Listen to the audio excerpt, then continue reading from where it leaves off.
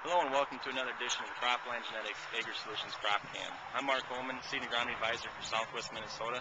Today I have with me Dan Bolchus from Eastern Farmers Co-op. Dan, what are a lot of the questions you're getting the last week or two from your growers on behalf of corn? Well, Mark, their main concern is how far we're behind in GDUs. Okay. How wet the corn's going to be this fall. Okay, well, good question. Yep. Well, what we got here is an ear that we kind of carefully sliced open, and now I'm going to finish unraveling the husk, if you will. And we've maybe showed you this before, how to check for pollination and how good it is, but as long as we're going to check for maturity, we'll just check our pollination too. And of course, all the silks that let go and shake off and detach are the ones that are pollinated, and you may see some that are attached to the tip here yet, but definitely can see pollinated well to the tip. Didn't have enough population out here because we don't have any tip back, so this could encourage some more population out here. But we're standing in front of a hybrid that was planted at 36,000. But at the same time, you know, we got early dent stage through our kernel development here. And Dan, if there's guys wanting to know where our GDU's at, do you guys have a resource for us? Yes, Eastern Farmers Co-op has a website, easternfarmerscoop.com, and on the home page there is a GDU meter unit on the front there that tells how far behind we are. Okay. And as of right now, we're about 200 GDUs behind. Great. So 200 GDUs behind. Now for corn, if we had to draw a line in the sand today for say and harvest, 200 heat units behind. For every 40 heat units behind, that's 1 point moisture. So on 200 units, we'd be roughly 5 points moisture wetter than average. So keep that in mind as you hear GDU reports. Take 40 into that, and for every 40 points, you get 1 point moisture. Dan, you had some hail down by Ellsworth as well, and this is the Worthington answer plot. Have you seen a lot of bruising around your fields down there too? Yes, we have. And that's kind of concern. Once the corn dries down, the farmers are kind of worried if it's going to stay standing or it's going to break off at the hail. Sure. Hit. So you can see different bruisings here. A lot of times if you peel that back, it's just still superficial, just one layer there. Might have some other bruisings along the way here, and other funguses growing in here too, as you will, where the leaves meet the stalk. But you know, do the old pinch test, check that stalk quality. Some guys do a push test to see if it gives out, but that's something we need to be doing in the next month to 6 weeks as we can continue to get closer to harvest here. So that's some of the corn issues that we've had. Want to share with you too some soybean issues. Dan, you've had some calls on soybean issues as well? Yeah, with cool, wet summer, there's some disease issues starting. Sudden death, brown stem rot. Now we're starting to see some white mold. Sure.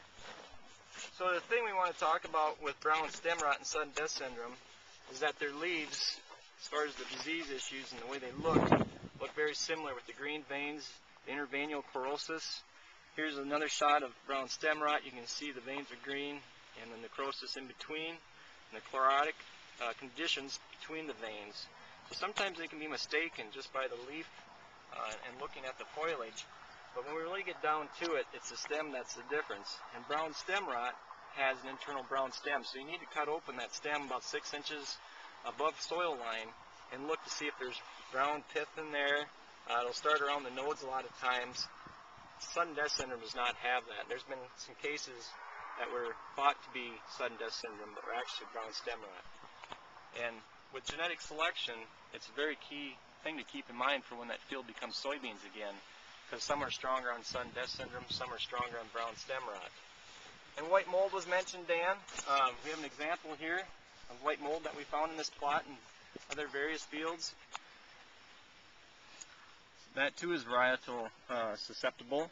Row widths, conditions, history of the field make that white mold issue a variable discussion. It's not always every field, every variety. But what are the other questions? You guys worried about crop staging on soybeans?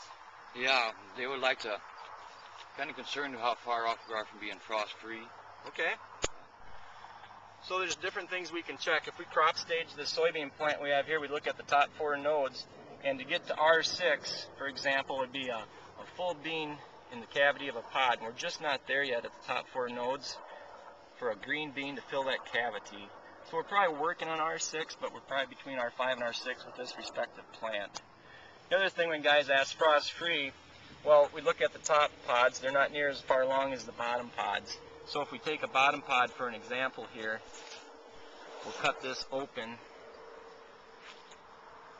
And once the sheath on the inside of the pod releases from the bean, it's frost-free now. This shouldn't happen on this particular pod, but as we open it, you can see that white sheath was still attached to the bean here.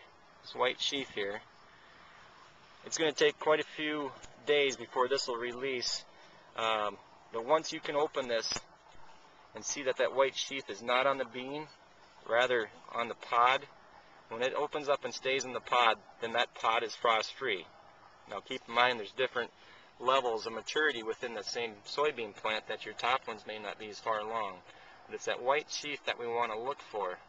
Make sure it's away from the soybean and attached to the pod, then that pod is frost-free. So that's just some current topics and concerns growers have been having with us, and appreciate your time today, Dan. And if there's anything that your growers need in the Ellsworth area, do you have a phone number for them? Yeah, it's 507-967-2252. All right. And thank you for watching another edition of the Cropland Genetics Agri Solutions Crop Cam, found only on US104.net.